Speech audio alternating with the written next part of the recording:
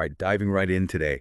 If you're here, you're probably the kind of person who values their time, wants to cut through the noise, and get right to the heart of things, right? Absolutely. We're all about maximizing knowledge in minimal time, focusing on the most potent insights. That's the beauty of the deep dive. And today, we're tackling a topic that's absolutely fundamental to building a successful business.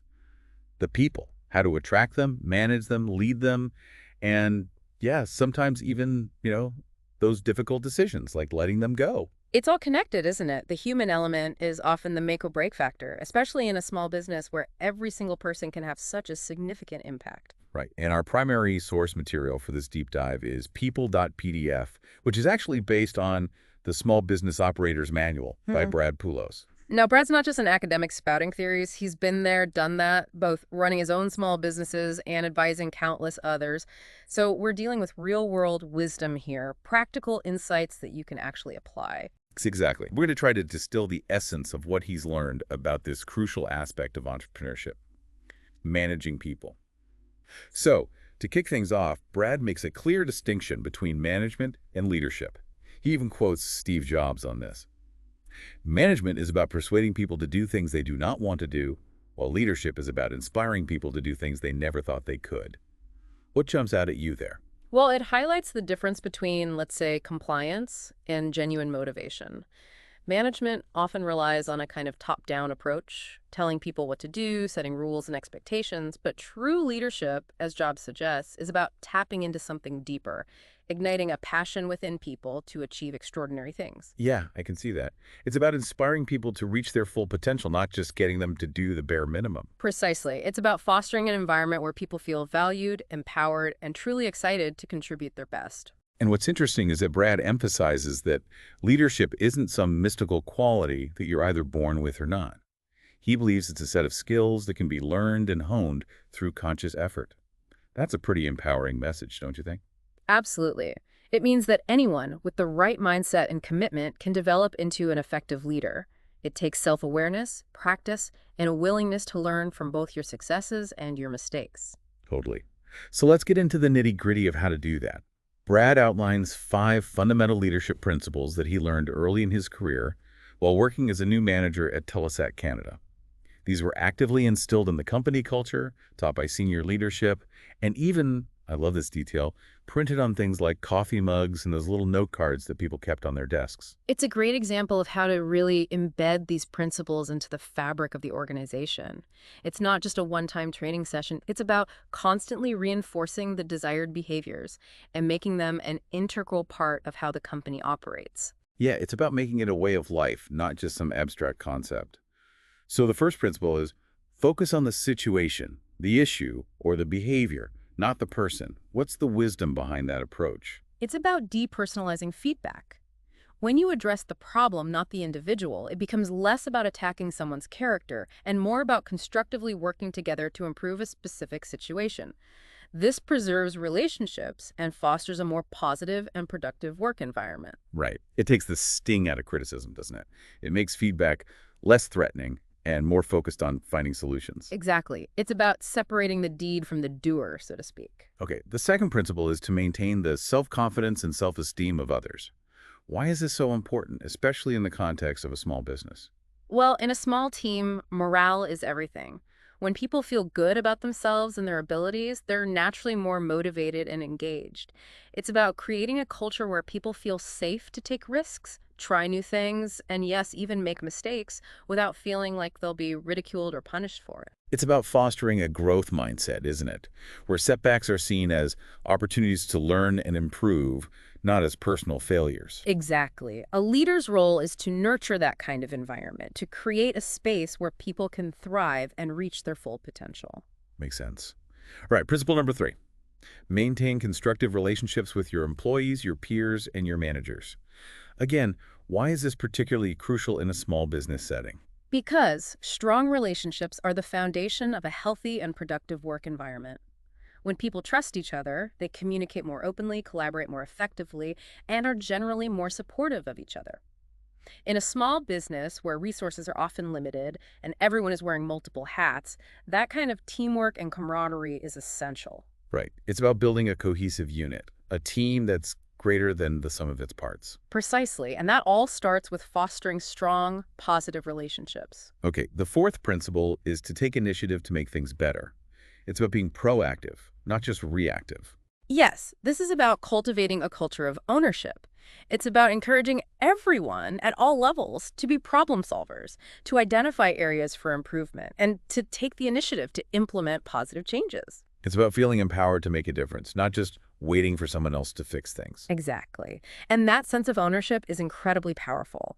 It leads to a more engaged workforce, more innovative ideas, and a stronger sense of shared purpose. And finally, principle number 5, Hmm. lead by example. This one seems pretty self-explanatory. It is, but it's also one of the most important. Your actions speak louder than any words. If you want your team to be honest, hardworking, respectful, you have to model those behaviors consistently. It's about walking the walk, not just talking the talk. People are far more likely to follow your lead when they see you embodying the values and principles you espouse. Absolutely. Hypocrisy is the death knell of leadership. All right, moving on. Brad stresses the fundamental importance of having a clear mission, vision, and set of values for your company. He even goes so far as to say that values trump everything else. What's your take on that? I think it speaks to the importance of having a strong moral compass, a guiding set of principles that inform every decision you make and every action you take. Your mission is your why, your reason for being. Your vision is the picture of the future you're striving to create. And your values are the guardrails that keep you on track, ensuring that you're always moving in the right direction. And he shares his experience at Memwave Technologies, where they took their values incredibly seriously, displaying them prominently throughout their offices. 15 statements under 5 themes, that's a deep commitment. It's a powerful way to ensure that everyone, from the CEO to the newest intern, is constantly reminded of what the company stands for and how they're expected to behave. It creates a shared understanding and a sense of accountability. Right. It's about aligning everyone around a common set of principles and making them an integral part of the company's identity. Precisely. And it goes a long way toward building trust, both internally within the team and externally with customers and partners. Okay, let's talk about leadership and management styles. Brad highlights the idea that good leaders are adaptable, able to move between different approaches based on the situation and the individuals they're leading.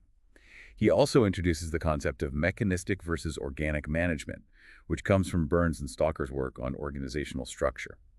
Can you break down those two approaches for us? Sure. Think of mechanistic management as a very structured, hierarchical approach. It's about clear lines of authority, well-defined roles and responsibilities, and communication that flows primarily up and down the chain of command. This model works well in stable environments where efficiency and predictability are paramount. So it's a bit like a well-oiled machine, right? Each part has a specific function and everything runs smoothly according to plan. Exactly. And this approach can be very effective in certain industries or situations like, say, manufacturing or a fast food chain where consistency and standardization are key. Got it. So what about the organic approach? How is that different? Well, as the name suggests, it's more fluid and adaptable. Roles are less rigidly defined, communication flows more freely in all directions, and there's a greater emphasis on collaboration and shared decision-making. So it's a bit more like a living organism, evolving and adapting to its environment. Exactly.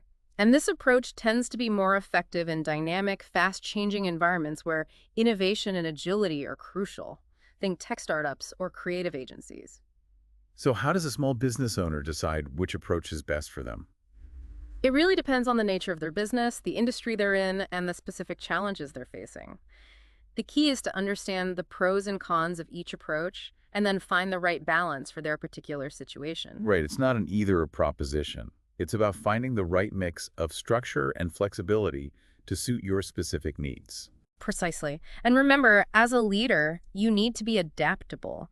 There will be times when a more directive, mechanistic approach is needed, and other times when a more collaborative, organic approach will be more effective. Got it. All right, let's dive into the 4 classic functions of management: planning, organizing, leading, and controlling. Some models also include staffing as a separate function, but we can fold that into these 4. And of course, leadership, as we've discussed, is woven throughout all of them. So starting with planning, what are the key elements that a small business owner should focus on? Well, planning is all about setting clear, achievable goals and then developing a roadmap for reaching them. It's about identifying your priorities, assessing your resources, and then developing a strategic plan that outlines the steps you need to take to achieve your objectives. So it's about having a clear vision of where you want to go and then breaking down that big, hairy, audacious goal into smaller, more manageable steps. Exactly. And it's important to consider different time horizons, short-term operational plans, mid-term tactical plans, and long-term strategic plans. And, of course, you need to have a financial plan that projects your revenue, expenses, and cash flow. Right, you can't just wing it when it comes to finances. Okay, what about organizing? What's that all about? Organizing is about structuring your resources, both human and material, in the most efficient and effective way possible. It's about defining roles and responsibilities, delegating tasks, and establishing clear lines of communication and accountability. So it's about creating a system that ensures that everyone knows what they're supposed to be doing, who they report to, and how their work contributes to the overall goals of the organization. Precisely. And for a small business owner, this can be a real challenge because you're often working with limited resources and everyone is wearing multiple hats. But it's still crucial to have some level of structure and organization in place. Right. Otherwise, things can quickly descend into chaos. Okay, what about controlling? What does that entail? Controlling is about monitoring performance, identifying deviations from the plan, and then taking corrective action to get things back on track. It's about setting standards, measuring results, and then making adjustments as needed. So it's about having your finger on the pulse of the business, making sure that everything is running smoothly, and then making course corrections when things inevitably go off course. Exactly. And it's important to remember that controlling isn't about micromanaging or punishing people for making mistakes. It's about creating a system of accountability that helps everyone stay focused on the goals and make progress towards them. Right. It's about providing guidance and support, not about breathing down people's necks. Precisely. Okay, and then of course we have leading, which we've already discussed in some depth. But it's worth reiterating that effective leadership is the glue that holds all of these functions together. It's about inspiring and motivating people, creating a shared vision, and fostering a positive and productive work environment. Yeah, leadership is the secret sauce, isn't it? It's what transforms a group of individuals into a high-performing team. Absolutely. And it's something that every small business owner needs to cultivate if they want to achieve lasting success. Okay, now Brad also dedicates a significant portion of the book to the topic of company culture. He argues that it's not just some fluffy feel-good concept. It's a critical driver of success. What's your take on that? I completely agree. Culture is the soul of an organization. It's the set of shared values, beliefs, and behaviors that define how people interact with each other, how they approach their work, and how they make decisions. And it has a profound impact on everything from employee morale and productivity to customer satisfaction and brand reputation. Yeah, culture is the invisible force that shapes everything. It's the vibe, the atmosphere, the feeling you get when you walk into a company. Exactly. And it's something that every small business owner needs to be intentional about cultivating. You can't just leave it to chance. So how do you go about building a strong, positive culture? Well, it starts with defining your core values. What do you believe in as a company? What are the principles that guide your decisions and actions? Once you've identified your values, you need to live them every day in everything you do. So it's about walking the walk, not just talking the talk. Exactly. Your actions speak louder than words. And it's not just about what you do as the leader, it's about the behaviors you tolerate and reward within the team. It's about setting the tone, Right. creating an environment where everyone feels valued, respected, and empowered to do their best work. Precisely. And it's also about being willing to hold people accountable when they violate the company's values, even if they're top performers. Right, because culture is about more than just results. It's about doing things the right way with integrity and respect. Absolutely. And that's what ultimately builds trust and loyalty, both with your employees and your customers. All right, let's shift gears and talk about recruiting, hiring, and yes, even firing. Brad argues that hiring decisions are arguably the most important ones a manager makes. Why is that? Well, think about it. When you hire the right person, it's like adding rocket fuel to your business. They bring new skills, new perspectives, and a fresh burst of energy. But when you hire the wrong person, it can be a costly mistake. You're not just losing money on their salary and benefits, you're also losing time, productivity, and potentially even damaging your company culture. Yeah, a bad hire can be like a virus, spreading negativity and dragging down the whole team. Exactly. So it's crucial to get this right. And The book outlines a very thorough and thoughtful process for making smart hiring decisions. So let's walk through those steps. Starting with advertising the position, what are some key considerations? Well, the first step is to define the role clearly. What are the essential skills and experience required? What are the key responsibilities? Once you have a clear picture of the ideal candidate, you need to craft a compelling job description that will attract the right people. So it's not just about listing a bunch of duties. It's about painting a picture of the opportunity and the kind of person who would thrive in that role. Exactly. And then you need to decide where to advertise the position. Do you need to go broad using sites like Monster or Indeed, or do you need to target a more specific niche using industry-specific job boards or professional networking sites? And then you have to wade through all those applications. Mm. The book talks about screening techniques, like resume screening, phone screens, and even checking social media. What's the key to effective screening? The goal of screening is to narrow down the pool of applicants to a manageable number of qualified candidates. Resume screening is usually the first step, and it's important to focus on objective criteria that align with the job requirements. Phone screens are a good way to get a sense of a candidate's communication skills and personality and to ask some basic questions about their experience. And what about social media? Is it fair game to check out a candidate's online presence? Well, it's a bit of a gray area, but the book advises caution. It's important to be aware of potential biases and to focus on publicly available information that's directly relevant to the job. For example, if you're hiring for a marketing role and the candidate has a strong online portfolio, that's relevant. But if you're just snooping around their personal Facebook page, that's probably crossing a line. Right. It's about being professional and respecting people's privacy.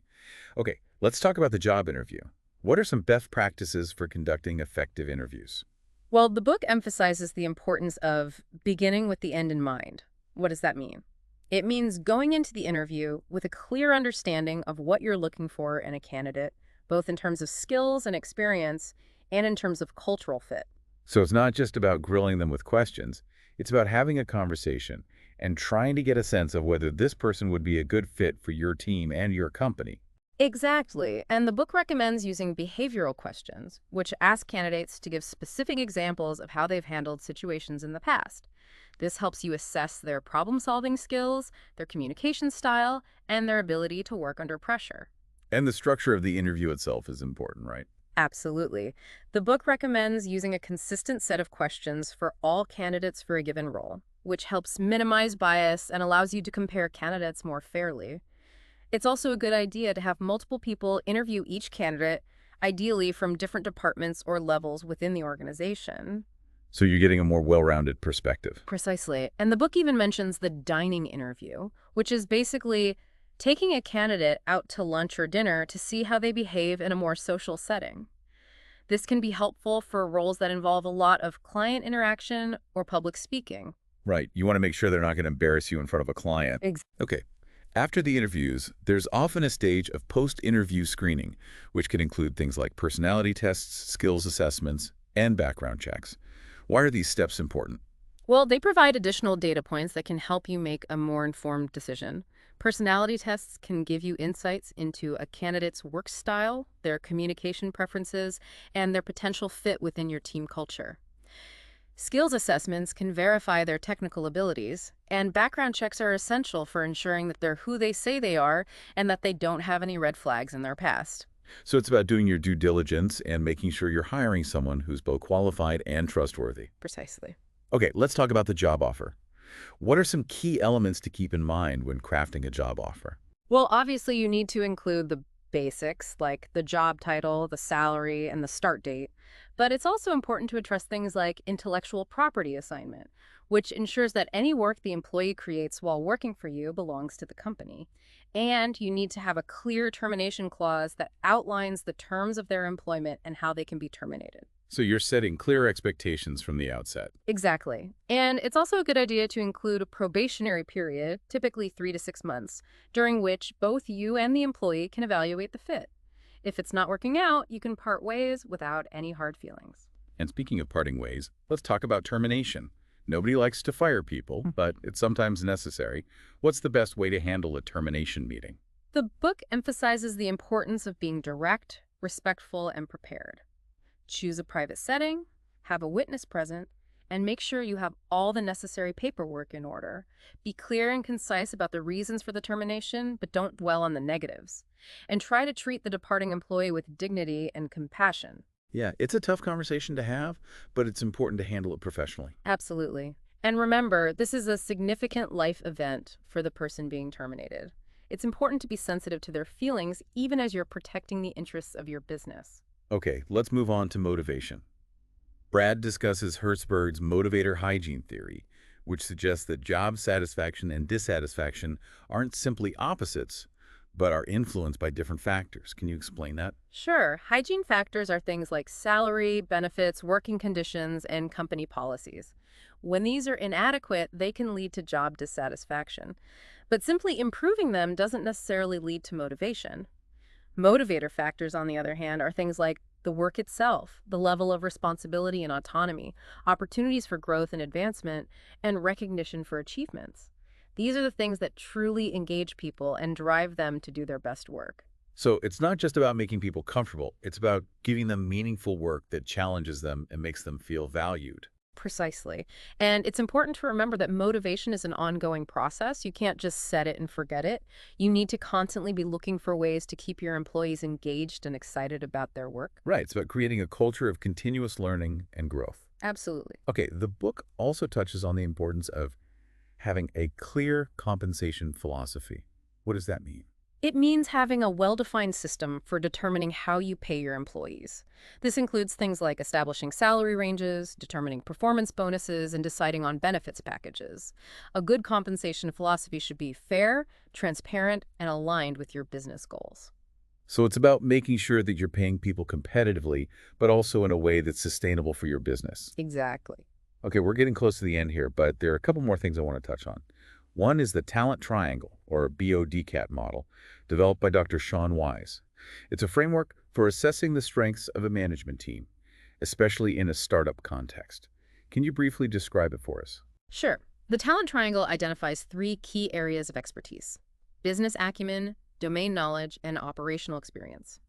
Business acumen is about understanding the financial and strategic aspects of the business. Domain knowledge is about having deep expertise in your specific industry or market.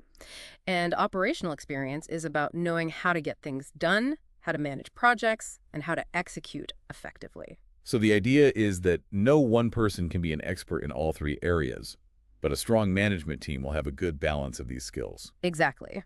And the BODCAT model also outlines a decision-making framework based on consultation, authority, and trust.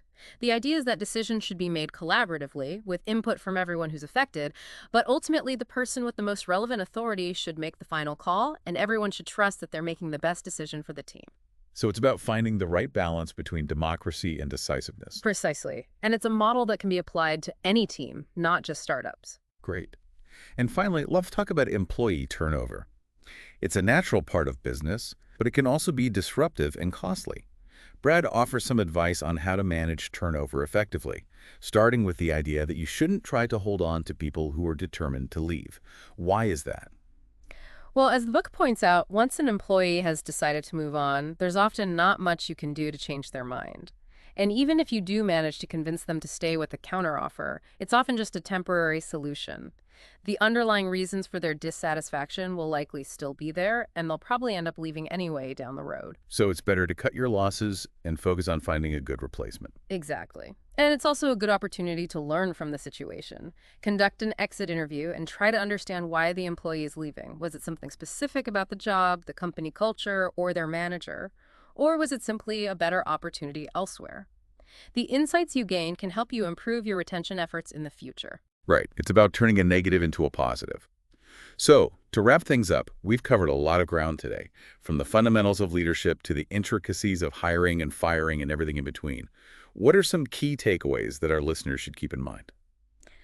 Well, I think the overarching theme is that managing people effectively is both an art and a science. There are certain principles and best practices that you can follow, but it also requires intuition, empathy, and a deep understanding of human nature. Right. It's about finding the right balance between head and heart. Exactly. And it's also about being adaptable and willing to learn and grow as a leader.